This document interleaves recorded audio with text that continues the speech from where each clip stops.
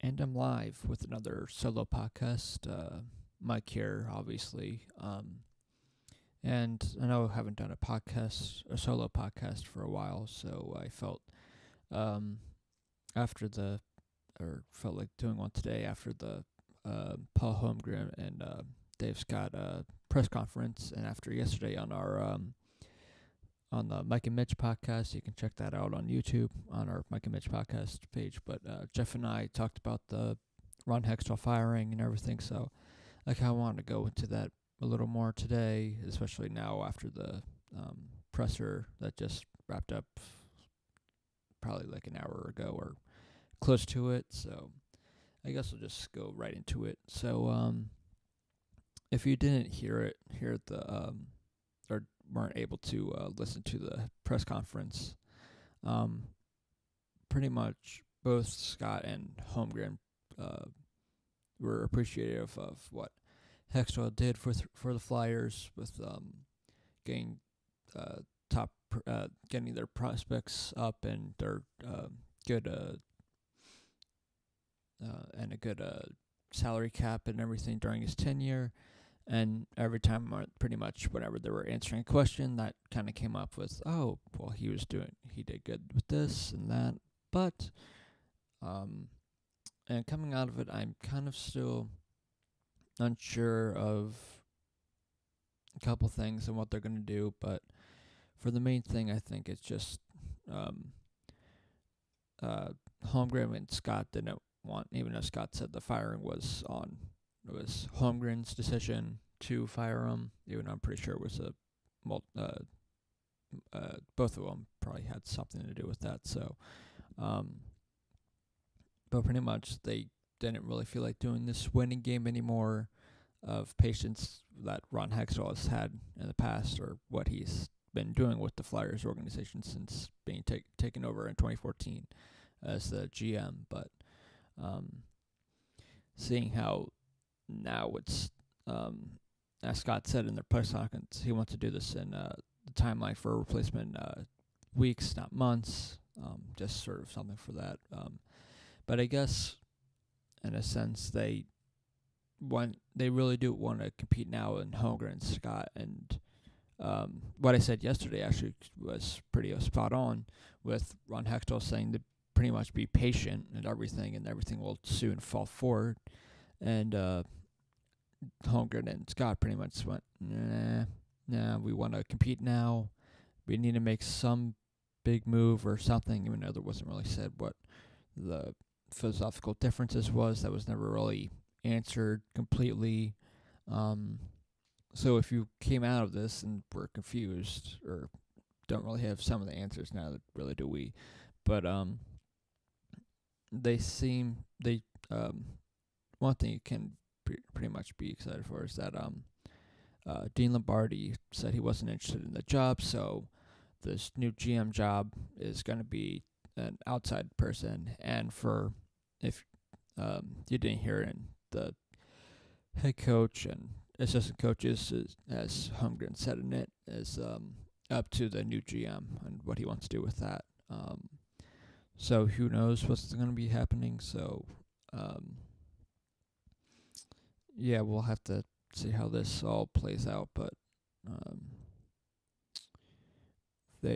I guess they felt that 5 years was enough to see that Hextall's thing wasn't really gonna work for them. So they wanted to, what they say as a new face for the organization. They wanted a new face, a new guy to kind of bring in, which after going toward, I still would have preferred the be patient kind of approach of Hextall compared to Holmgren of being on fire and or wanting to make big moves, which is also what I said yesterday of kind of being worried about some of the younger guys and what the new next GM will do if they trade him, if they're going to trade him or whatever.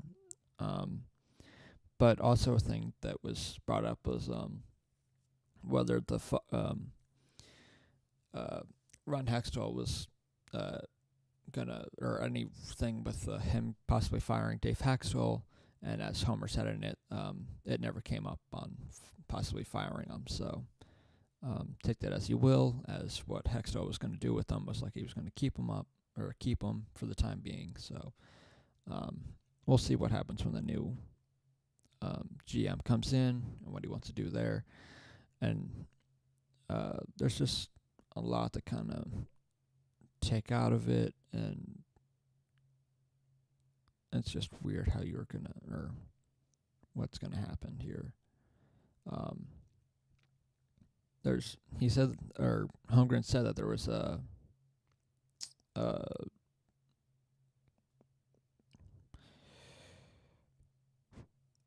there's a chance that he might, he doesn't want to be the GM, but if he wants to deal with the goaltending situation now, and if that means making that move before the GM comes, then he's going to do it. But that just seems like all the responsibility is going to come towards the GM, which he does have a lot of responsibility. As I was kind of looking up everything beforehand, the Flyers do have $7.5 million in cap space, which another thing I brought up yesterday was this new GM is going to have to kind of be smart with how he does with these contracts or everything, because you have Simmons is free agent, you have Jordan Wheel, Scott Lawton, Wheel a UFA, Scott Lawton RFA, you have Konechny's a free agent, you have Sanheim's a free agent, and Provorov, obviously, you're going to want to give a big contract to. All your goaltenders are pretty much RFA or free agents, so there's a lot that's going to be on the new GM's responsibility for when he comes in, not only for this year, but for the off season, obviously, and what he wants to do there. But Hextall did leave the Flyers in a good predicament, and I feel like they should be getting a good amount of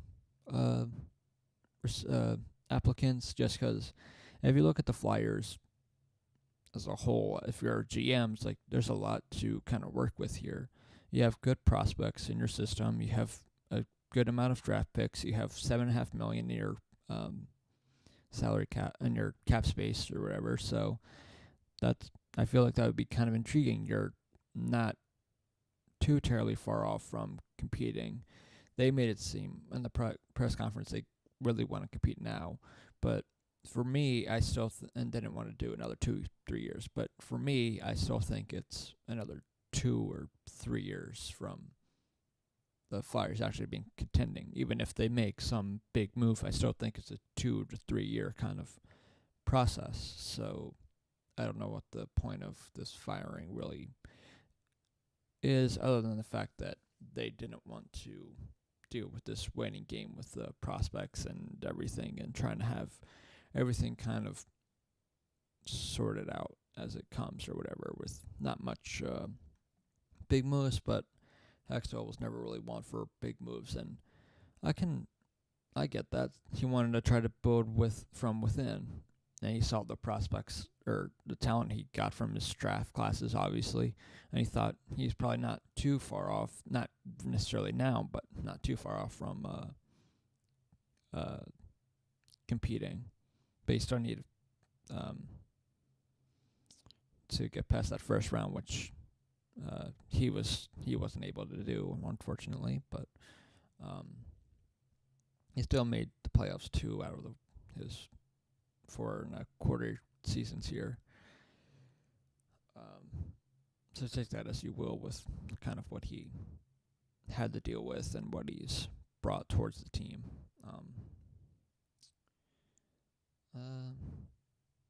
But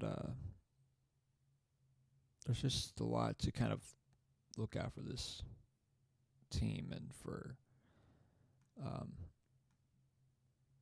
because even if you do get a big name, it's not going to be like you're going to be able to compete now. It's not like there's going to be someone out there like Tavares or Erik Karlsson who's going to be a big name that can easily kind of jumpstart you to being one of the names in the contention. There's not really, I don't think there's that, and not that to my knowledge, I don't think there's that big of names that are on the market or whatever. And even if there are, it's going to be at least a free agency or off season where you're going to hear that. And you kind of wonder if with this salary cap, if Erik Karlsson doesn't sign back, maybe with San Jose, maybe now if they get a kind of an aggressive or more aggressive than Hextall, maybe they look towards getting Erik Karlsson to kind of shore up their back end. But you have to see on that one. The Flyers at the moment are tied for last, trying to do points, and the Metropolitan about 8 points behind Washington for first. So they're a bit of a far back and everything. So there's just a lot that has to be kind of changed now, and see how the Flyers do in the moment with no GM, but kind of at the moment, Paul Holmgren kind of being the short-term interim kind of thing, but not really wanting to do anything really that big until the move happens. But someone also asked, and I don't know who, but during the press conference, they also asked, why do this now, not for when they had someone in mind or close to someone in mind, so they didn't have to go through this whole thing. And I actually kind of thought that too, why wouldn't you just wait a little bit until you kind of had a person in mind of who you wanted to take over, instead of just having this little time where you're kind of unsure with what's going to happen with the Flyers and their GM search and everything, and how long that's even going to take. They said they want it to be a week-to-week thing, but we'll have to see how long they're going to drag out their interview process or whatever they're going to use to kind of decide what they want to do. I'm assuming they're kind of want to do a little.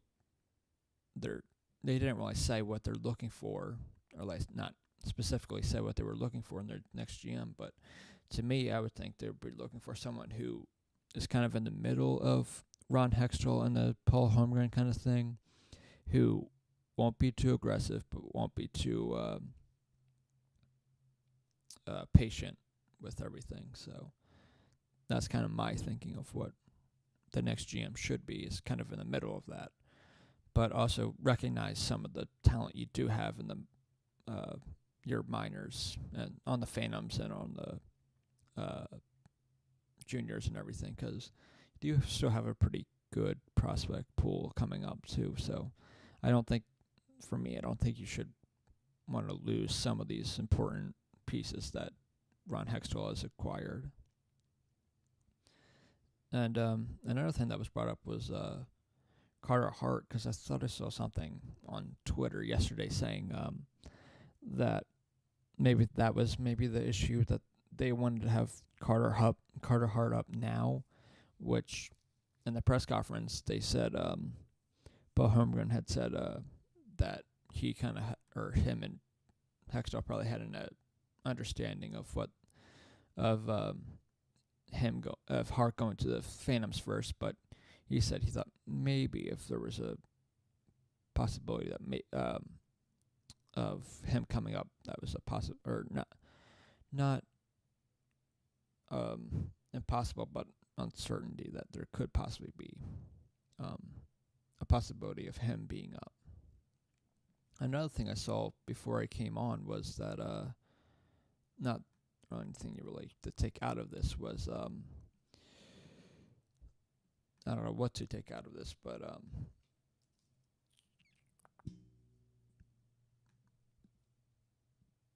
the Phantoms head coach Scott Gordon left practice a little while ago.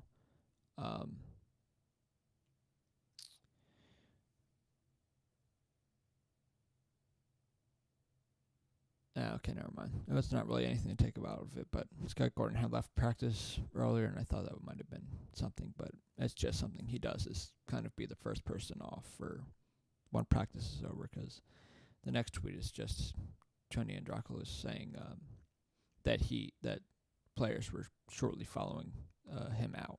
So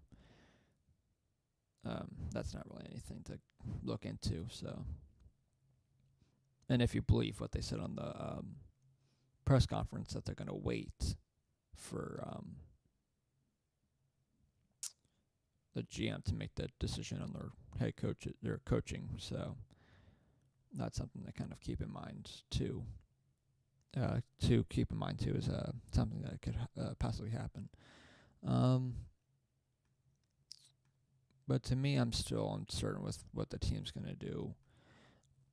I'm a little worried that they're going to want to get someone who's a little more aggressive than the waiting game. I still think, and I think they're at least 2 or 3 years out, even if they get some pieces, as I said earlier. But you'll just have to wait and see what happens there, obviously, because the team's kind of all over the place right now. They do have a game tonight at home against Ottawa, so we'll see if there's some motivation in the Flyers because of this firing and everything. And after coming off the 6-0 loss to Toronto on Saturday, if this is another game where they come out with some anger, and also if you want to look at it this way too, if the lineup is completely changed, that maybe Ron Hextall had more to do with the line combinations than Dave Hextall did, but that I'm not sure is gonna be. I'm sure Ron Hextall gave Hextall most of the responsibility when it came to that, but gave his insight of what he thought should be and shouldn't be. Also, another thing is, if you saw the game on Friday or whatever, during the intermission, they did an interview with Claude Giroux, and it was Ron Hextall who had asked Giroux if he was okay with moving to the wing again. So it was a kind of his idea with Hextall, obviously, but it made it seem to me when I heard that was Hextall's kind of idea to maybe jumpstart, which obviously jumpstarted Giroux again and Couturier too, which is why I said also think that's for the Flyers to kind of come out of this hole. It's kind of on the veterans and their and the team to show their depth that they have, that they can win games, that they can come out from this struggle to start out another season, but the 4-4-2 or last 10 games or whatever, that they can come out of this, and that those that they can not be down in the first 10 minutes of a game or whatever, or not being destroyed. If you're going back the past week and a half or so with the Lightning game, the Sabres game, and the Maple Leafs game, where they're getting outscored early on, that you have a better defense than that. So you just kind of have to. I think this team can pull through, even with the goaltending situation is still going to be an issue. But if you still have if the Flyers still get better offensive production from everyone, maybe once Raffl comes back and you get Neuvirth a little more healthy, and he doesn't, knock on wood, obviously, which is probably not going to happen, but him to stay healthy for a significant amount of time, not just for a week or two, and then get hurt again. But maybe that could be something, because then your team is back to almost healthy without Elliott, but close to it once you get Raffl back and Neuvirth. So maybe that could be something, because you do get a little better depth-wise with Raffl in the lineup, which probably just means Leterre would sit some more, and you probably wouldn't see Goldberg in the lineup either. So your fourth line would probably look which I would hope would be Lawton, Raffl, and Weiss. But if you're looking how the Flyers did their lines, it could easily, their lines the past 2 games or whatever, with Weiss on the second line, it might be Lindblom, Lawton, and Raffle on that fourth line, which wouldn't be a terrible fourth line. I just still don't think, with how well Dale Weiss has looked this season, Dale Weiss saying how well he's looked since being on the Flyers, that he's still not a top 6 forward to have. I think there's plenty of other guys that could take that role if you're going to move Lindblom, especially if putting JVR back on that second line or whatever. Or maybe it's one of those things where the Flyers kind of go back to what made him successful last year, where they go back to Provorov and Ghost on a pair together. I know they started off the year slow, but they both played their best hockey, I would say, arguably, when they were with each other. So maybe that can bring both their games up, because Ghost has kind of his offensive game really hasn't really shown much. So maybe that can jumpstart those two. And Heg has played okay this season. He hasn't played horribly. He's played. He's been one of the few blemish or not terrible defensemen outside of like Gudis or Sanheim. But I think the Flyers have a lot to work with what Hextall gave them, and I hope the next person they go with understands what Hextall was trying to do and kind of not really go towards that, but still kind of push towards a little bit of the waiting game, because they still have some young talent that I think is going to help improve the team.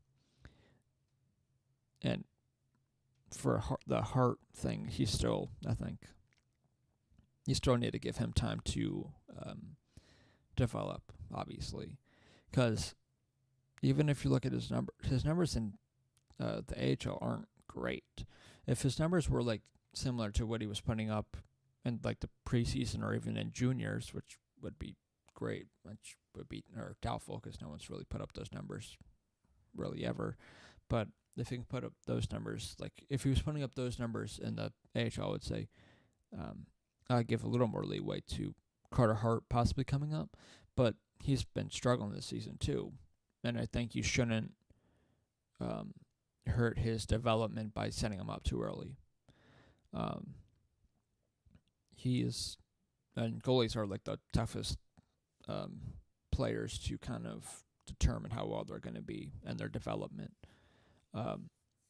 So I think being patient with Hart is better for him in the long run. And if you really want to put it this way, also with Holmgren, he traded away Bobrovsky, and if he would have kept Bobrovsky, maybe that would make it a little easier for the Flyers too, at least goaltending wise. But that didn't really happen. So I still think it's a winning game for Hart. That's what I'm going to say with that one. If his numbers kind of turn around and he starts to be stellar, then maybe my opinion on that will change, but I still think he's still at least a season or two away from at least being a backup in the, for the Flyers. And yesterday too, we also gave some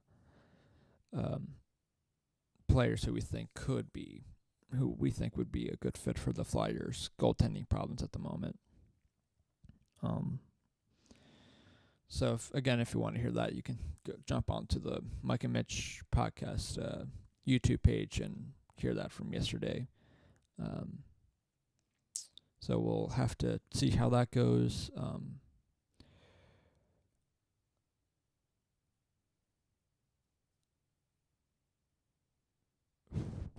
Sorry, I was just reading something from Bill Meltzer on Twitter. Kind of going with what I was kind of concerned with, but he said, for what it's worth, I don't think Homer was saying he wants to see the now restocked farm system gutted or picks galore traded again, but rather that if it takes some time stealing assets/prospects to make a trade for proven help, that shouldn't be an automatic no. We'll see how it plays out. I mean, I guess. And I get if you, with some of the prospects, you probably could get a decent player back, or whatever, but I still think you should see how these guys are once they come up. Because at this moment, some of their better ones are coming up sooner rather than later. Well, like even Morgan Frost Jr. is killing it again. Ratcliffe is killing it too. Like they have a lot of good young players that I hope are like the non-touchables for teams or whatever. Because those are the guys I'm most excited to see and don't want to see move. So, which you hope they don't. Or even a player like Sanheim, you hope they won't. But like if they traded a player like Gudis, who has been one of their star or better players on defense, that wouldn't be the worst thing, I don't think, because he has been obviously their best defenseman. And I think you can get a decent amount back for Rako Gudis. And obviously if you want to trade Simmons too, because you can easily get a good amount back for Simmons too, with a year left on his contract. But that might diminish some of his value with it only being a year. And the similar thing with Carlson with the uncertainty of him actually re-signing. But those are two moves they can do to kind of, at the moment, that can really kind of possibly get some things back or assets or possibly even get a goaltender. Who knows? But we'll have to wait and see. And with that, because most of the things I was probably my opinions on Hextall Fired would you find on the podcast we did yesterday. But I guess until I either do my next solo podcast or a podcast with Mitch or Jeff or whatever, I'll see you then. But see ya.